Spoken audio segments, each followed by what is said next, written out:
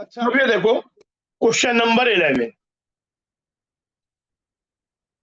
In SN2 reactions, the correct order of reactivity for the following compounds is।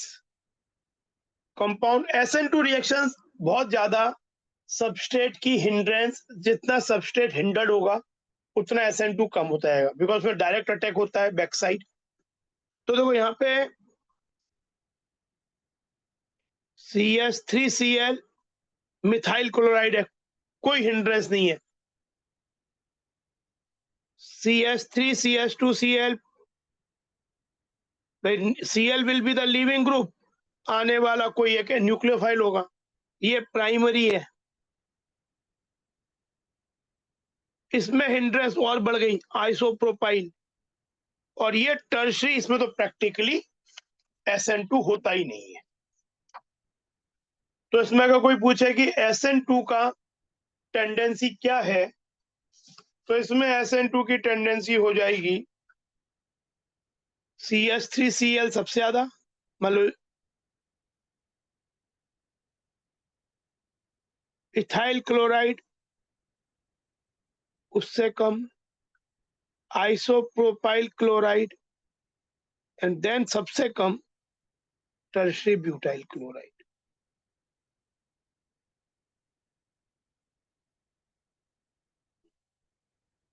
तो answer ये हो जाएगा।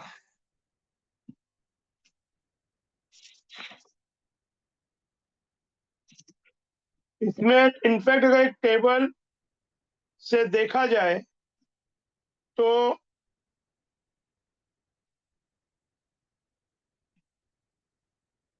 Methyl chloride की अगर रिलेटिव रेट 200 है,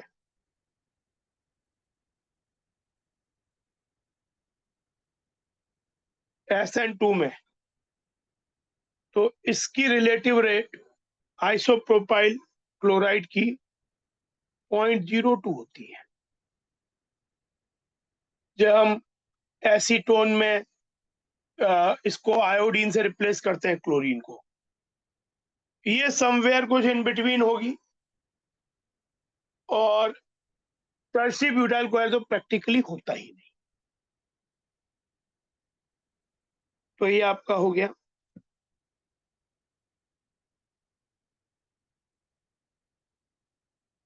ये देखो IIT जेई, ये IIT जेई में आया हुआ है क्वेश्चन।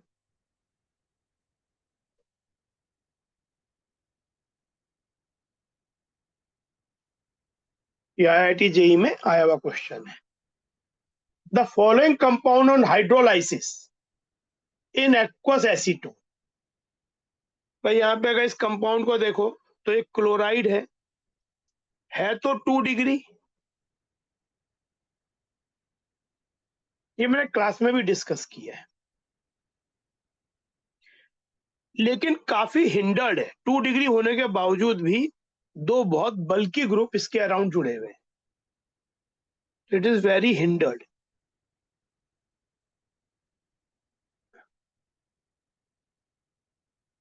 तो ये SN2 जाने की तो इसकी पॉसिबिलिटी बहुत ही कम है। Oh moreover we are doing the hydrolysis,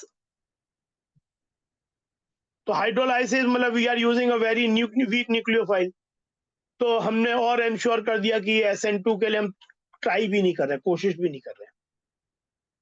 हाँ, लेकिन हम ये नहीं चाहते कि जो न्यूक्लियोफाइल है वो बेस की तरह काम कर जाए और यहाँ पे एलिमिनेशन की टेंडेंसी डेवलप हो जाए।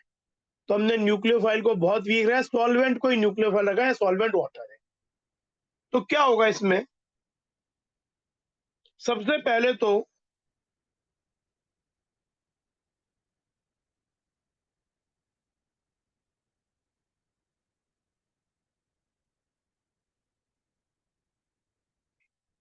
स्लोली, स्लो स्टेप में क्लोराइड निकलेगा RDS में,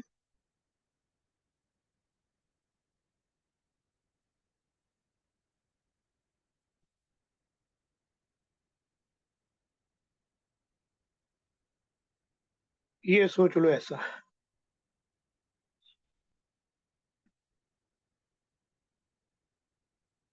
SN1 मैकेनिज्म हो रहा है, कार्बोटाइन बन गया।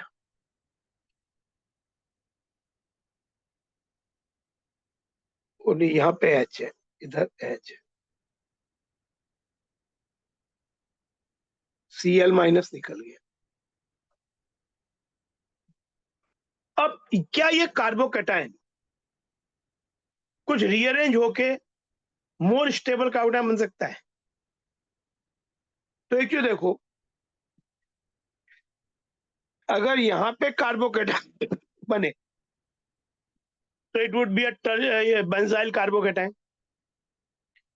यहां बने तो भी बेंजाइल कार्बोकेटाइन होगा। संग में मिथाइल रह जाए तो एक पॉसिबिलिटी हो सकती है कि हाइड्राइड शिफ्ट हो। हाइड्राइड शिफ्ट होगा तो ये हो जाएगा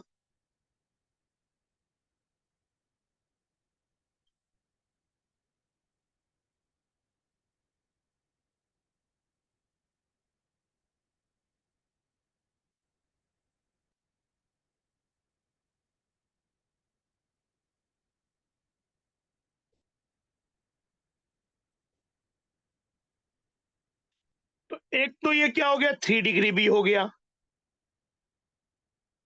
5 हाइपर कॉन्जुगेशन है, बेंजाइल का रेजोनेंस भी इसको मिल रहा है फिनाइल रिंग का, एंड मोर ओवर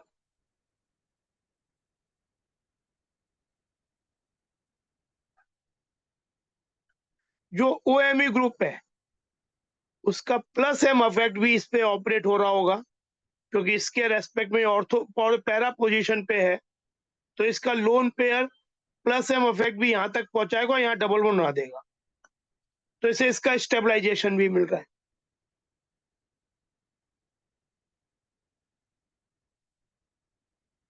तो ये एग्जिस्टिंग कार्बोडाइन से काफी स्टेबल है। पर एक तो यानी एक तो ये बन सकता है, ये तो डेफिनेटली बन ही सकता है, पर एक और चीज है कि कोई बोले कि यार ये मिथाइल शिफ्ट हो जाए यहाँ पे,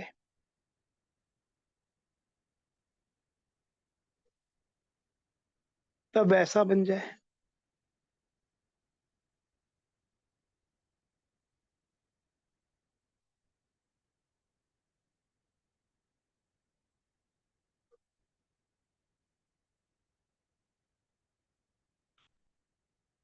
और इधर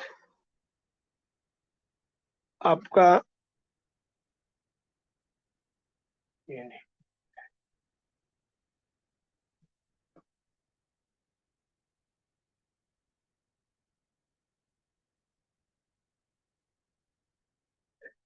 ये बन जाए।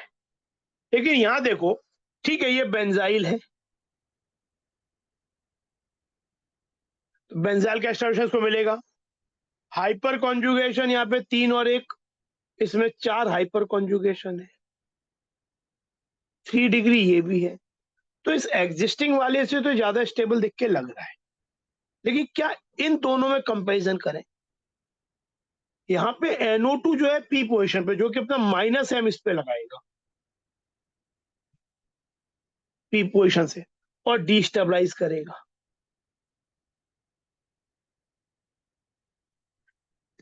तो इन दोनों में डेफिनेटली ये ज्यादा स्टेबल है, तो ये बनेगा ही क्यों?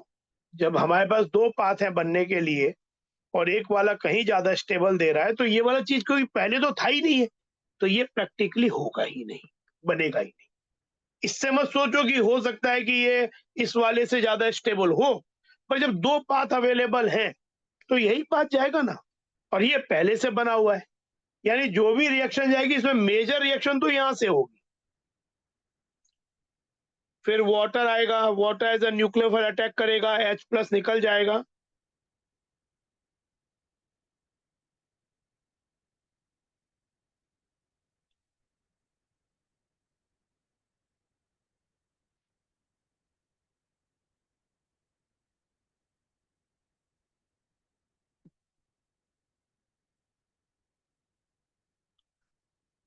In fact this is a chiral carbon, तो ये रेसेमाइज भी होगा।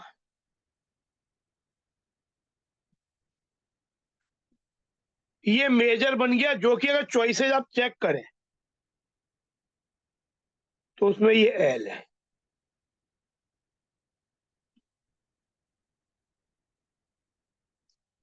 और एक पॉसिबिलिटी है कि ये वाला जो है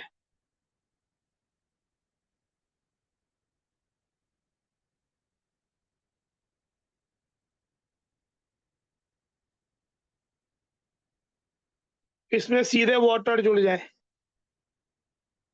ये तो होगा ही नहीं, पर रीअरेंज हो ही ना। although it will be very very small quantity,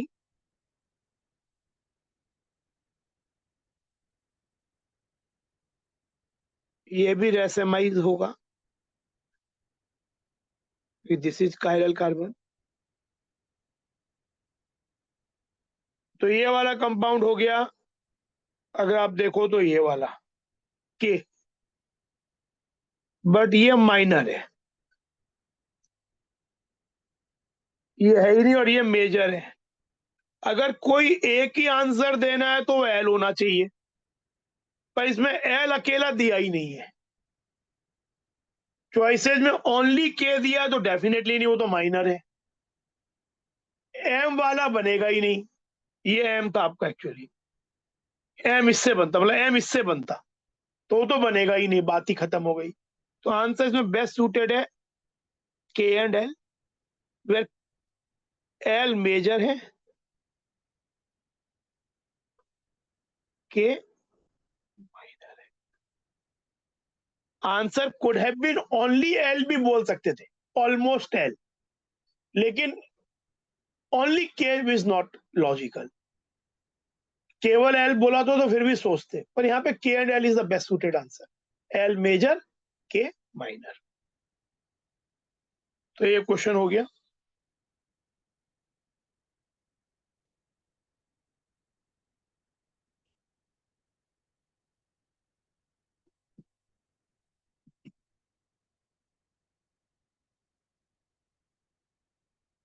अब 13, a solution of plus 1 chloro 1 phenyl ethane in toluene racemizes slowly in the presence of a small amount of SbCl5. SbCl5 is a very strong Lewis acid known as super Lewis acid.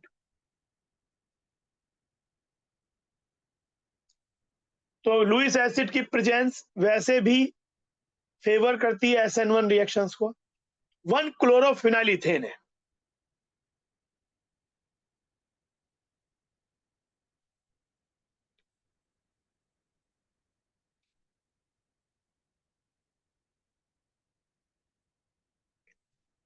तो अगर Cl यहां से निकले तो benzylic group बनेगा, संग में CH3 का हाइपर कॉन्जुगेशन भी है, तो इसमें हर एलिमेंट है SN1 फेवर करने के लिए।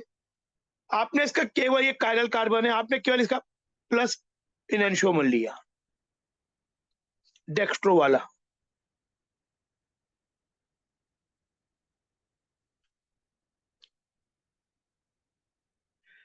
तो क्या होगा, स्लोली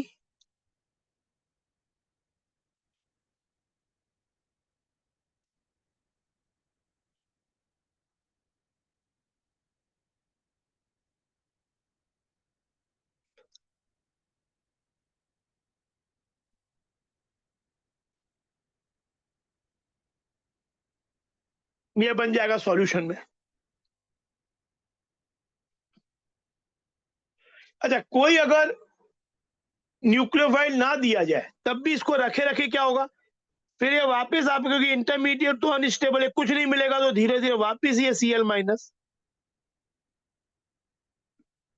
जुड़ेगा और दोनों साइड से अटैक करेगा। तो यहाँ पे इसका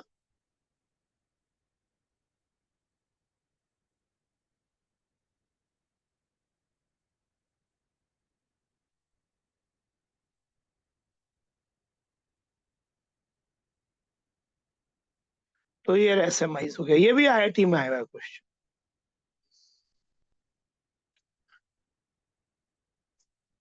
तो ये चीज, तो ये बन किसके, ये हो तो ये तो बोला ही है, पर इसके लिए कारण क्या है, कार्बोकैटायन का बनना।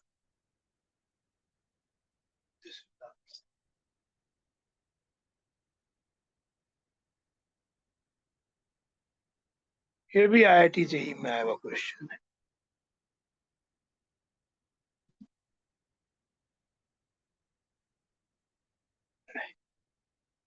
ये देखो, ये मैंने क्लास में भी करवाया है क्वेश्चन आप लोगों को। इसके अंदर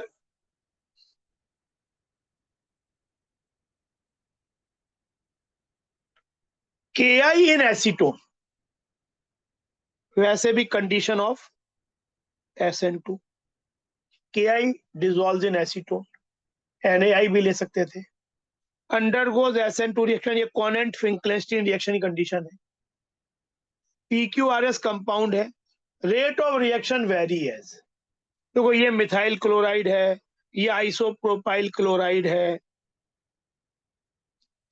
ये एलाइल क्लोराइड है,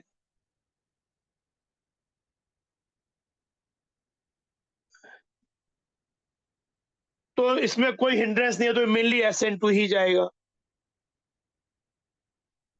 इसमें SN2 इतना नहीं होगा क्योंकि इसमें हिंड्रेंस है, ये SN2 SN1 as well as SN2 जाएगा, तो SN2 tendency will not be that high. हमने देखा भी है कि आगे जनरली इसकी टेंडेंसी, अगर इसकी टेंडेंसी 200 है तो इसकी जस्ट पॉइंट आपकी जो है कॉनेंट फिंकलेस्टीन रिएक्शन में देखा जाए, हमें दो न्यूमेरिकल वैल्यू चाहिए नहीं, पर ये 0.02 होती है जहां पे ये 200 होती है। Allyl chloride is suited for SN1 भी सूटेड है, क्योंकि it makes this stable carbocation, तो इसके थ्रू SN1 भी जा सकता है, और क्योंकि ये प्राइमरी है प्लस ट्रांजिशन स्टेट को कॉन्जुगेशन स्टेबलाइज कर सकता है, तो ये SN2 भी जा सकता है। दोनों में SN1 ज्यादा जाता है, पर SN2 भी इसका कोई बहुत बुरा नहीं है। अगर इनमें SN2 की टेंडेंसी कंपेयर करें तो ये इससे कम SN2 जाएगा, लेकिन रिलेटिव रेट में ये भी 79 आ जाता है। अगर ये 200 है, ये 0.02 है, तो ये 79। अब इसमें सबसे स्पेशल कंपाउंड है एक्चुअली ये वाला,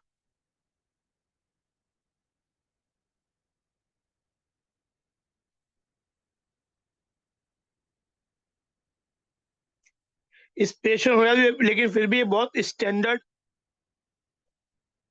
रिएक्शन है। तो ये है तो 1 डिग्री, कार्बन तो इसमें बनेगा नहीं, जाएगा क्योंकि CH2 प्लस बनेगा तो CO का माइनस है, इसे डिस्टरबाइज करेगा, तो SN1 तो इसमें नहीं है। पर SN2 किस एक्सटेंट तक होगा, तो एक्चुअली देखो यहां पे क्या है, नेबरिंग ग्रुप पार्टिसिपेशन होता है, ये वाला O का लोन पेयर इसको SN2 में अटैक करेगा, Cl माइनस निकलेगा,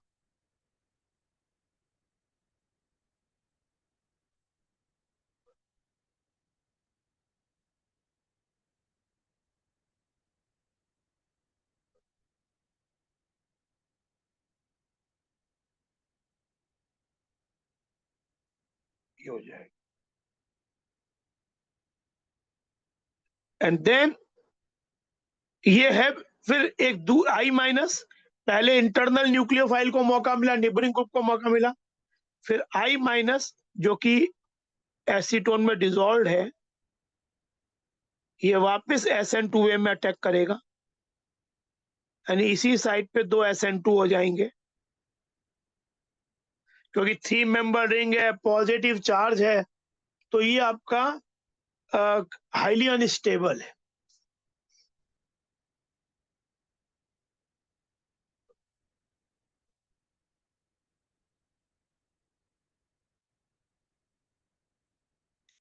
और ये फाइनल प्रोडक्ट बन गया।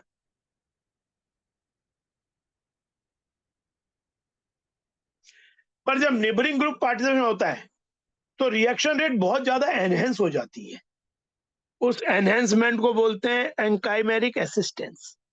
तो due to this neighbouring group participation and anchimeric assistance, इसका reaction rate compare to SN2 in SN2 बन जाता है 1,00,000 रिलेटिवली।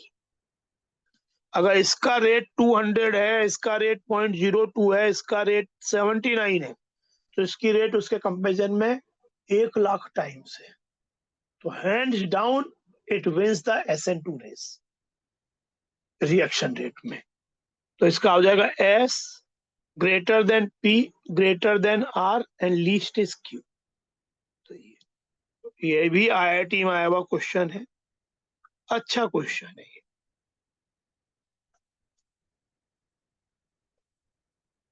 आंसर भी हो जाएगा।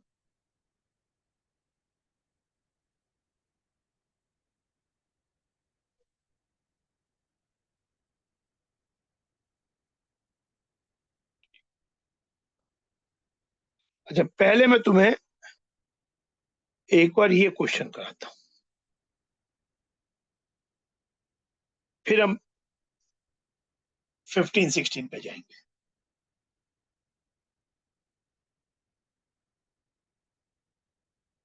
एक ये क्वेश्चन है, ionisation of the substrate in SN1 reaction occurs in which of the following sequence. शुरुआत में जो ये मॉलिक्यूल है, इसमें R में लीविंग ग्रुप जुड़ा हुआ है, लीविंग ग्रुप न्यूक्लियोफिलिक नेचर का है, तो डेल्टा माइनस चार्ज है, डेल्टा प्लस है।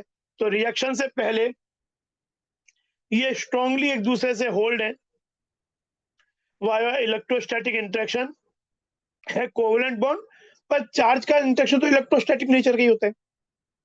इसको बोलते हैं tight ion pair. Tight ion pair, tightly bounded है। अच्छा, अब एक चीज देखें, यहाँ पे कुछ टर्म्स हैं, सॉल्वेंट मतलब यहाँ इंटीमेट आयन पेयर, यहाँ solvent separated ion pair, separately solvated ion pair. तो ये सब क्या है और SN1 में ये किस ऑर्डर में बनते हैं और इनकी जो लाइफ स्पेन है वो किस तरह से SN1 का अल्टीमेट रिजल्ट क्या होगा, कितना रेसिमाइजेशन होगा, पार्शियल होगा, या ये रिएक्शन SN2 किस सिनेरियो में हो जाएगी। तो ये सब बातें हम डिस्कस जा करते हैं।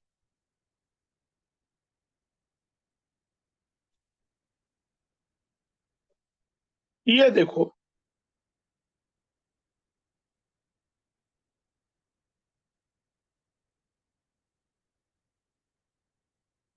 ये हमारे पास है सबसे पहले tight ion pair, strongly bonded R delta plus and L minus. फिर क्या होता है, सबसे पहला काम होता है कि जो सॉल्वेंट है वो आके इनको थोड़ा सा घेरना शुरू करता है, इस पे सॉल्वेशन होना शुरू होता है। नॉट अ परफेक्ट सॉल्वेशन, पर सॉल्वेशन थोड़ा सा होना शुरू होता है। इसको बोलते हैं सॉल्वेंट सेपरेटेड आयन पेयर, या sometime less common name loose ion pair. होता क्या है पहले, ये constituent ions are surrounded by their own primary solvation shells but are still electrostatically associated as a single unit।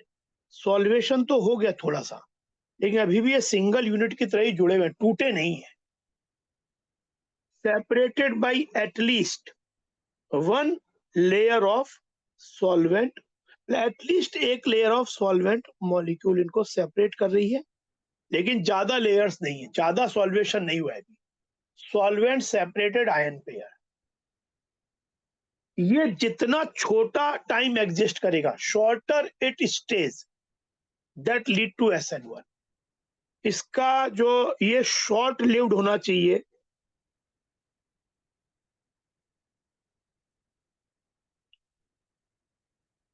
For SN1 to happen.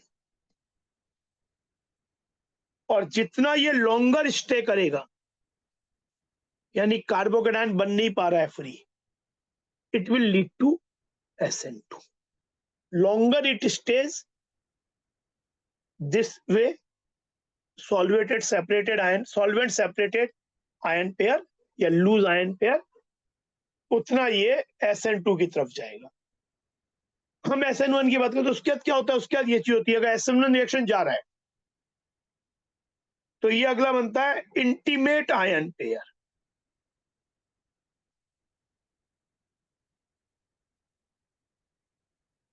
या contact ion pair, but this is more commonly named, more common name used.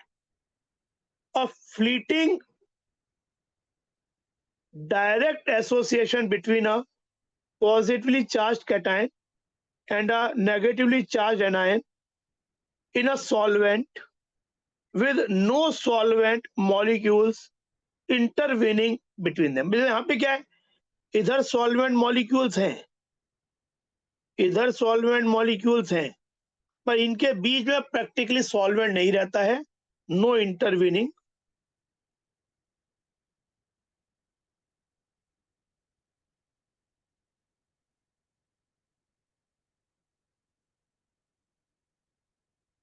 Ionic bond reduce हो जाएगा. ये short lived होना चाहिए, for होता भी है short lived. Longer it exist, जितना ज्यादा देर ये एग्जिस्ट करे, रिएक्शन तो SN1 ही होगा, पर मोर इन्वर्जन इन SN1, फिर तब अटैक यहां से हो रहा होगा इस पे ज्यादा, क्योंकि ये तो फ्री नहीं हो पाया, ये इसके आसपास ही रह रहा है leaving group. More inversion SN1 then retention which will lead to partial racemic. अगर हम चाहते हैं कि कंप्लीट रेसेमाइजेशन हो, 50% D बने, 50% L बने, परफेक्ट रेसेमाइजेशन के नियर हो, तो इसकी बहुत शॉर्ट लिव्ड एग्जिस्टेंस होनी चाहिए. If it lives for a very short life, then it ensures कि जो रेसेमाइजेशन है, it close to reaches its 100% racemisation. 100% racemisation का मतलब 50% रिटेंशन, 50% इन्वर्जन. 100% रेसेमाइजेशन का मतलब ज्यादा इन्वर्जन, लेस रिटेंशन. फिर एक बनता है, ये शॉर्ट लिव्ड हो तो ये बहुत अच्छा होगा रेसेमाइजेशन 100% होने के लिए. And this is known as, the next is separately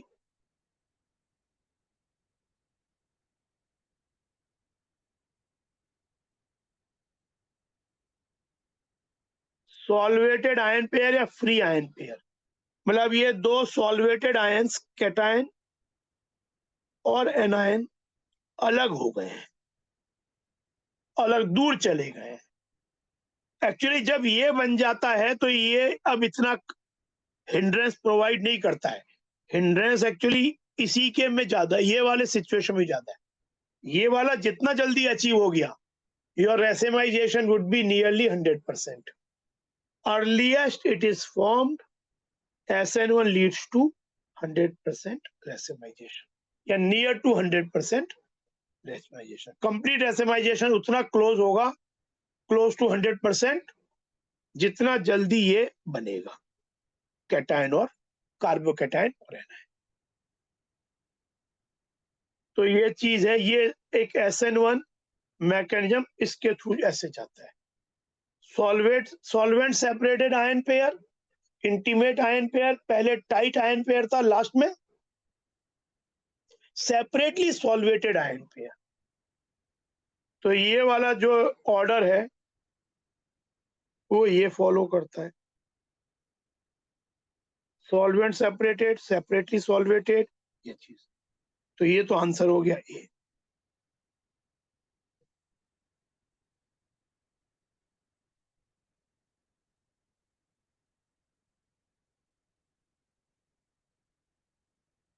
अब ये देखो,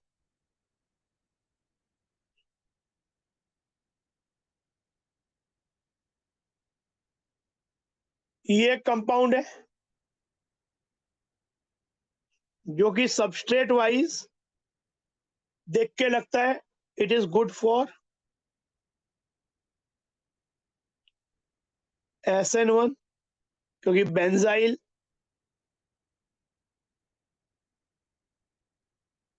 के संग संग CH3 भी है, तो इसमें रेजोनेंस भी मिलेगा, 3 हाइपर कॉन्जुगेशन मिलेगा, 2 डिग्री भी है। हमने सोल्वोलाइसिस भी किया। दूसरा चीज जो कि हम SN2 के लिए डिसफेवरेबल चीज कर रहे हैं, पर हमें चाहिए मैक्सिमम रेसेमाइजेशन हो जाए, तो सॉल्वेंट के हिसाब से भी चीजें ऐसी करो। हमने सॉल्वेंट तो ले लिया, सोल्वोलाइसिस किया, लेकिन अब सॉल्वेंट उसमें जो यूज होगा, जितना ज्यादा पोलर सॉल्वेंट लेंगे उतना SN1 फेवर होता है। पोलर प्रोटिक, पोलर तो दोनों के लिए चाहिए।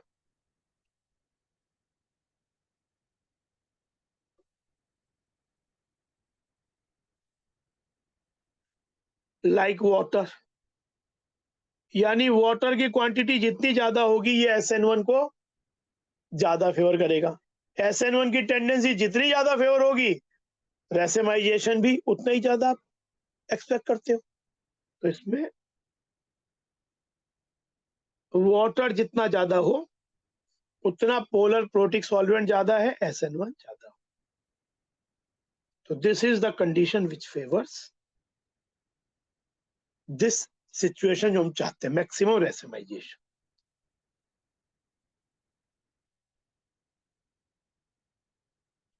ये देखो क्वेश्चन,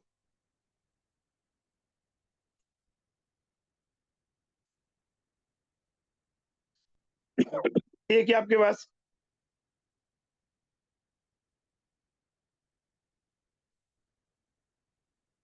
ऐसा कंपाउंड है,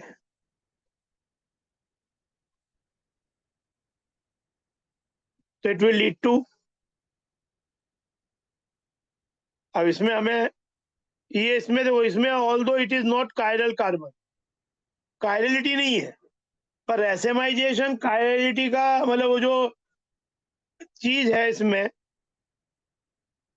कि SN1 तो हमें तो मेनली क्या करना है कि इसमें BROHO, नहीं इसमें ये कायरल है क्यों नहीं है, BR अलग, H अलग, CH2 या CH2, हाँ ये कायरल है, होना भी चाहिए इसके साथ, रेसेमाइज तो तभी हो पाएगा। तो ये देखो, मैं इन्वर्जन क्या, इन्वर्जन इस चीज का मोहताज नहीं है कि वो कंपाउंड कायरल ही हो। इन्वर्जन मतलब जुड़ने का तरीका, जहां पे न्यूक्लियोफाइल पहले था, लीव करते समय जो नया न्यूक्लियोफाइल आया वो उसके अपोजिट जुड़ गया, वो इन्वर्जन है। अच्छा यहाँ देखो, मिथेनोलाइसिस है, मिथेनॉल यूज किया प्रोडक्ट में 60%, देखो ये इन्वर्टेड बना,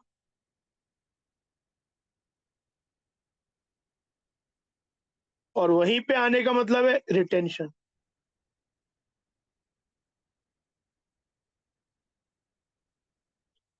मोर इन्वर्जन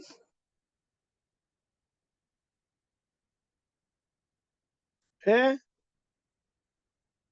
लेस रिटेंशन है। अब देखें क्या चीज हो रही हो जो हमें favour,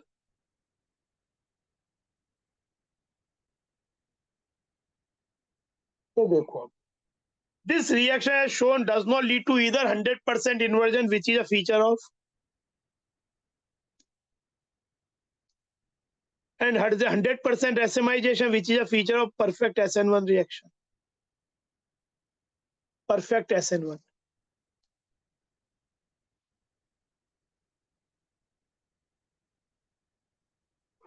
Therefore, which of the following pathways is most likely? तो बताया था कि SN1 लॉन्ग लिव्ड, अगर SN1 में ये वाला जो होता है,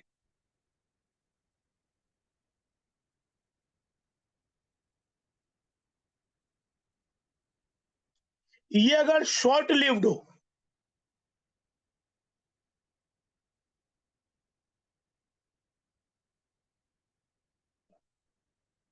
ensures complete या 100%,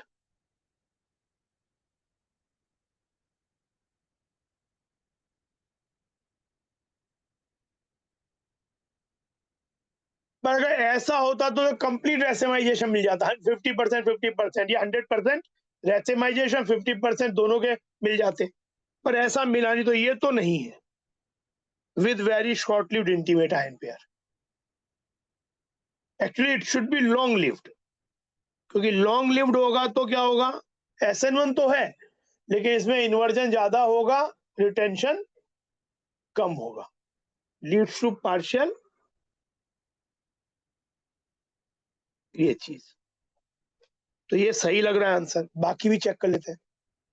SN1 with long lived solvent separated ion, अगर सॉल्वेंट सेपरेटेड आयन पेयर मतलब ये वाला,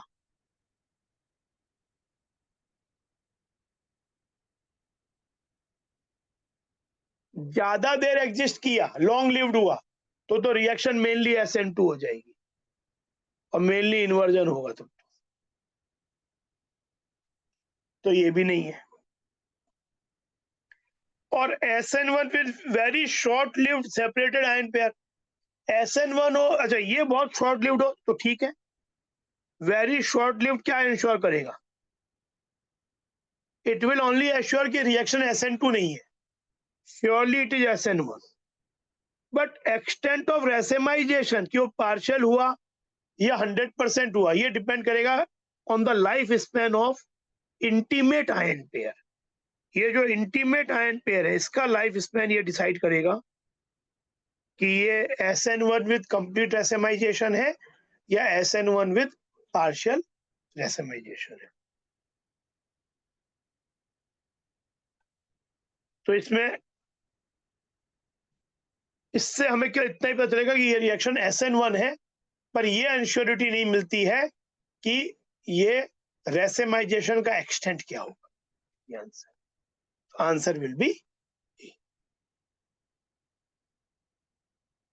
answer.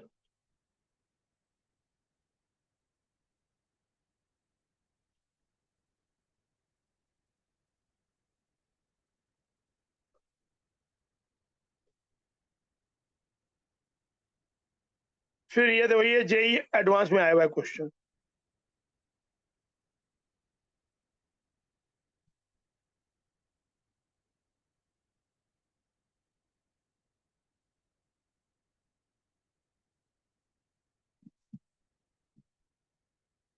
For the following compounds the correct statements with respect to nucleophilic substitution reactions is are, more than one correct हो सकता है।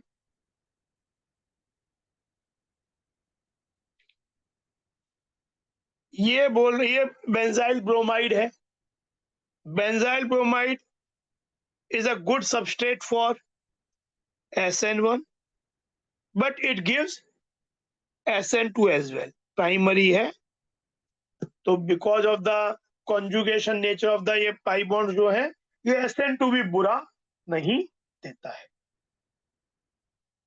तो इसका SN1 भी अच्छा है, SN2 भी अच्छा है। ये यहाँ पे क्योंकि ये केवल प्राइमरी ब्रोमाइड है, इसमें कॉन्जुगेशन होता है, इसका कार्बोनाइन इज क्वाइट अनस्टेबल, तो ये मेनली SN2 देगा, SN1 इसमें नहीं मिलेगा practically. This is mainly SN1 highly hindered है, टर्शियरी ब्यूटाइल ब्रोमाइड है, SN2 इसमें प्रैक्टिकली नहीं मिलेगा, और इसमें भी मेनली SN1, इससे ज्यादा SN1 और SN2 बहुत कम मिलेगा या नहीं मिलेगा। 1 and 2 follow, 1 and 3 follow SN1 mechanism, yes इसमें SN1 होता है और इसमें SN1 है, ये बात तो गलत नहीं है। 1 and 2 फॉलो SN2 मैकेनिज्म, सही, इसमें SN2 भी बुरा नहीं है और ये तो SN2 ही है।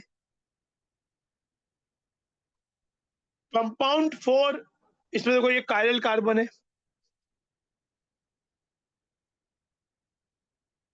तो अंडरगोज इन्वर्जन ऑफ कॉन्फ़िगरेशन, ये मेनली SN1 जाएगा।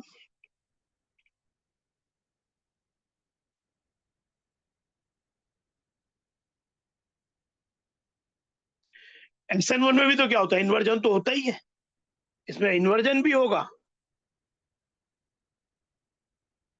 एंड रिटेंशन भी होगा, दोनों ही होगा। पार्शियल रेसिमाइजेशन, ये तो नहीं बोल रहा है कि केवल इन्वर्जन, बोल रहा है अंडरगोज इन्वर्जन, यस जाएगा, थ्रू SN1 जाएगा, बट संग में रिटेंशन भी होगा। The order of reactivity for 1, 3 and 4 is, अब यहाँ पे क्या है, इन्होंने ये तो मेंशन ही नहीं किया कि ऑर्डर ऑफ रिएक्टिविटी किसके रेस्पेक्ट में, SN1 के रेस्पेक्ट में या SN2 के रेस्पेक्ट में। जैसे अगर SN1 की बात करो तो रिएक्टिविटी का ऑर्डर हो जाएगा सबसे ज्यादा 4, फिर ये बेंजाइल ब्रोमाइड, और फिर ये चीज तो सही हो सकता है। पर SN2 की बात करें तो SN2 सबसे ज्यादा आपका जाएगा, जो है वो डेफिनेटली ये तो नहीं जाएगा, क्या होगा तो भाई ये तो नहीं जाएगा, तो SN2 के लिए ये ऑर्डर नहीं है डेफिनेटली। तो ये SN1 बोलते तो फिर भी सही होता, पर इन्होंने कुछ बोला ही नहीं है, इन जनरल तो बात नहीं कर सकते। तो एक्चुअली आंसर इसमें ABC होना चाहिए, बट IIT वालों के दिमाग में शायद ये SN1 सोच के उन्होंने मन में सोच लिया होगा कि इसका आंसर ये होना चाहिए, तो उन्होंने एक्चुअली क्या D को भी आंसर एक्सेप्ट किया। मतलब ये ज्यादा हट ज्यादा है कि हम अपने आंसर को गलत नहीं मानेंगे, लेकिन इसमें ज्यादा करेक्ट आंसर एक्चुअली ABC है। अगर क्वेश्चन इस फॉर्मेट में है तो D should not be the answer, पर यहाँ पे ठीक है, नंबर कटा किसी का भी नहीं, तो ये सब सभी चॉइस उन्होंने माने तो मिलेगा ही, कटने का तो सवाल ही नहीं है।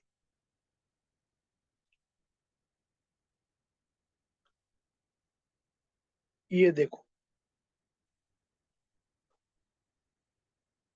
ये कंपाउंड है, ये बेंजाइलिक H है,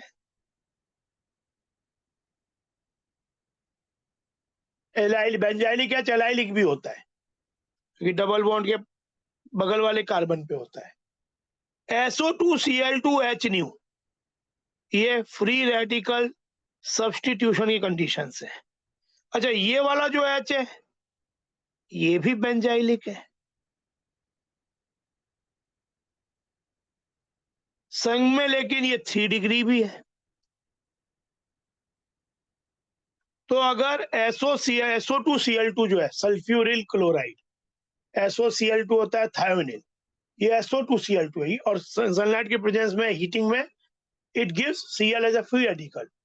तो इन दोनों में, इन दोनों H में ये ज्यादा सूटेड है अगर किसी एक पे होना है फॉर, क्योंकि ये क्या है 3 डिग्री भी है बेंजाइलिक में, तो पहला जो A बन जाएगा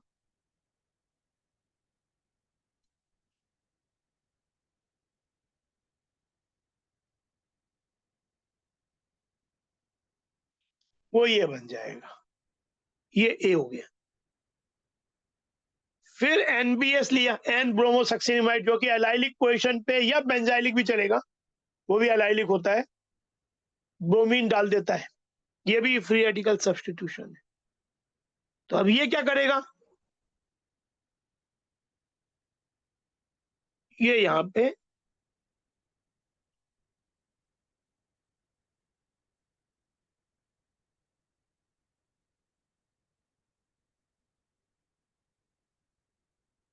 ये बना दिया, ये हो गया B। और फिर हमने लिया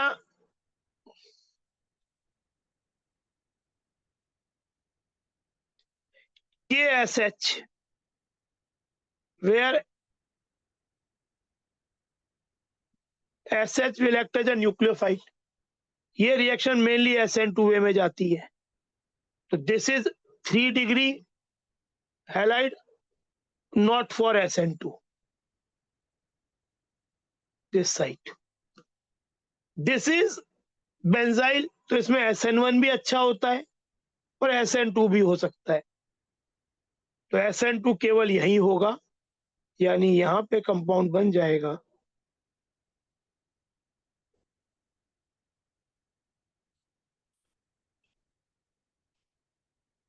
ये एज इट इज रह जाएगा, तो final product will be B.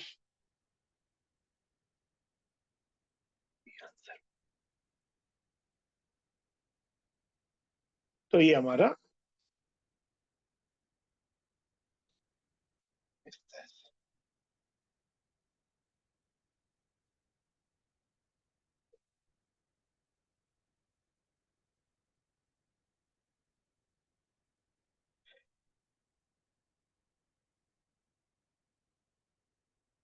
ये वाला चीज again a good problem.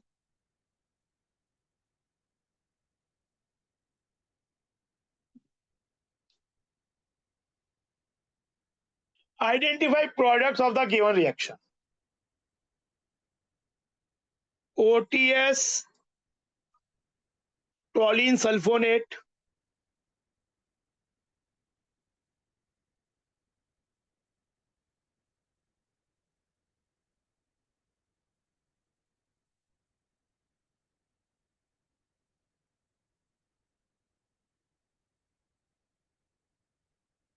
is a good leaving group, क्योंकि निकलने के बाद जो ये स्पीसीज बनती है, it is highly resonance stabilized. It's a very good leaving group. पहला रिएक्शन क्या बता रहा है कि आपके पास OTS है, अच्छा NMe2 पे N पे लोन पेयर है, तो this species can act as a nucleophile, यानी यहाँ पे और बगल में है तो निबरिंग ग्रुप की पॉसिबिलिटी को हमें देखना होगा, पर यहाँ पे OTS भी टुवर्ड्स द व्यूअर है,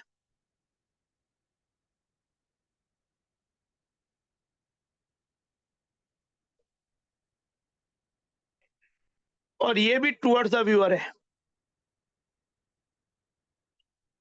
यानी दोनों सेम साइड पे हैं।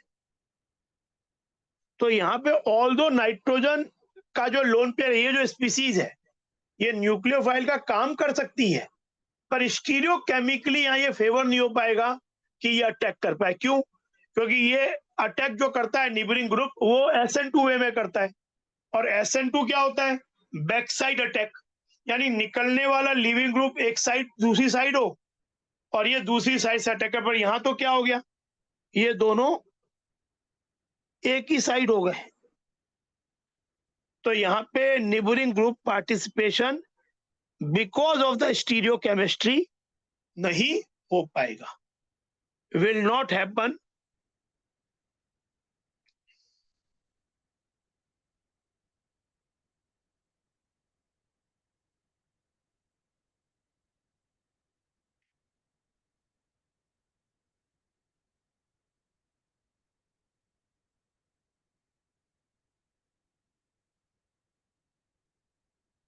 बैक साइड अटैक नहीं हो सकता, जो दोनों तरफ जिस तरफ लिविंग ग्रुप है उसी तरफ एक साइक्लिक मॉलिक्यूल है, उसी तरफ जो इंटरनल न्यूक्लियोफाइल है निबरिंग ग्रुप वो भी है, तो यानी यहाँ पे ये पार्टिसिपेट नहीं करेगा, यहाँ ये पार्टिसिपेट नहीं करेगा, इसका नो पार्टिसिपेशन,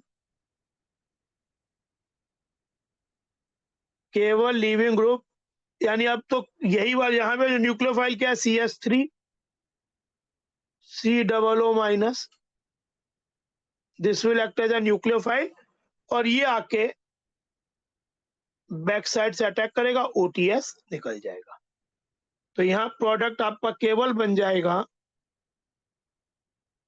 ये एज इट इज रहा, इसे कुछ भी फर्क नहीं पड़ा, ना पार्टिसिपेट किया ना निकलने वाला चीज है, और यहाँ पे पीछे से आके OAC या OCOCH3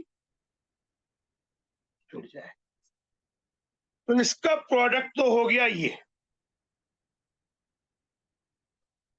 रिएक्शन 1 का प्रोडक्ट तो केवल एक सिंगल प्रोडक्ट बना, ये वाला कह लो, ये सही नहीं है क्योंकि ये वाला गलत हो गया। यहाँ पे अभी भी क्योंकि यहाँ सिंगल बना, दूसरे में देखना पड़ेगा क्या हुआ। ये भी सही नहीं है क्योंकि पहले वाले में ये नहीं बना। अब चॉइस केवल ए और सी के बीच में बच गई। अब बी को देखो।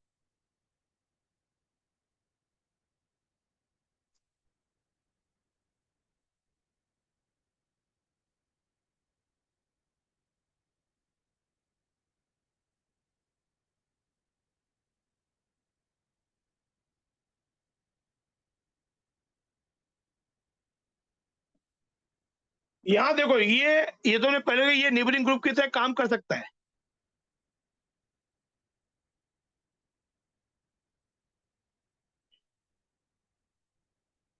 अपना लोन पेयर दे सकता है। और यहाँ पे स्टीरियो केमिकली भी फेवर, क्योंकि ओटीएस और ये अलग अलग साइड में। तो क्या होगा, यहाँ पे पहले नेबरिंग ग्रुप पार्टिसिपेशन होगा, ये अटैक करेगा, ये निकलेगा। अब यहाँ पे पहले इसी को मौका मिलेगा क्योंकि ये परिवार का सदस्य नेबरिंग ग्रुप है, पड़ोसी है।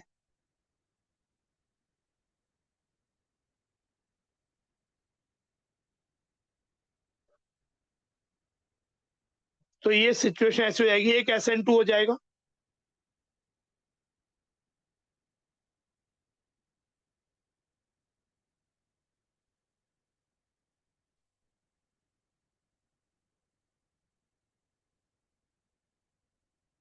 LnMe2 लोन पेयर जब इसको दे दिया तो इस पे प्लस चार्ज आ गया, ओटीएस निकल गया।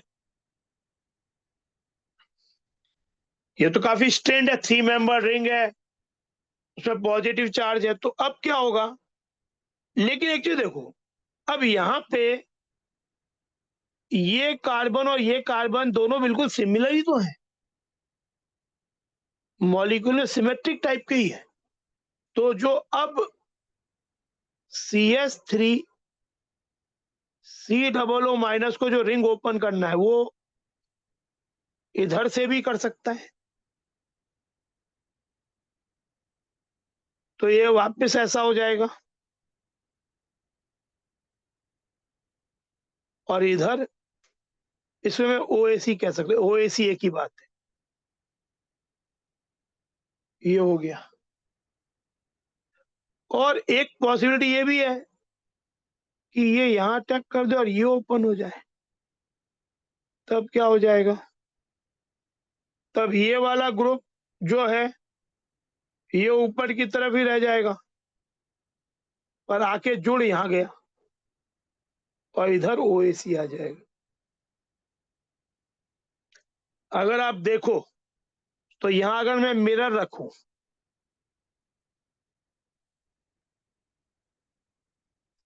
तो इस कंपाउंड में ये वाला कंपाउंड इसकी मिरर इमेज है, और ये आपस में मिरर इमेज है, ये और ये सेम बन गए। तो ये इनएंशियोमर्स हो गए।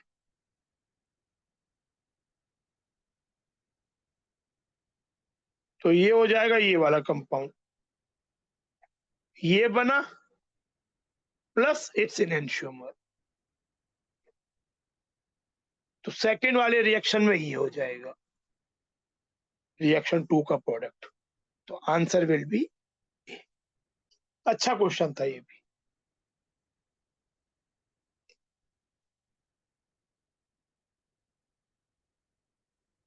तो ये चीज, तो ये आपके असाइनमेंट जो थे 20 प्रॉब्लम हमने डिस्कस कर लिए।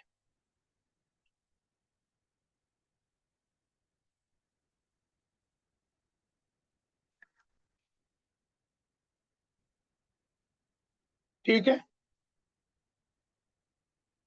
पढ़ते रहो।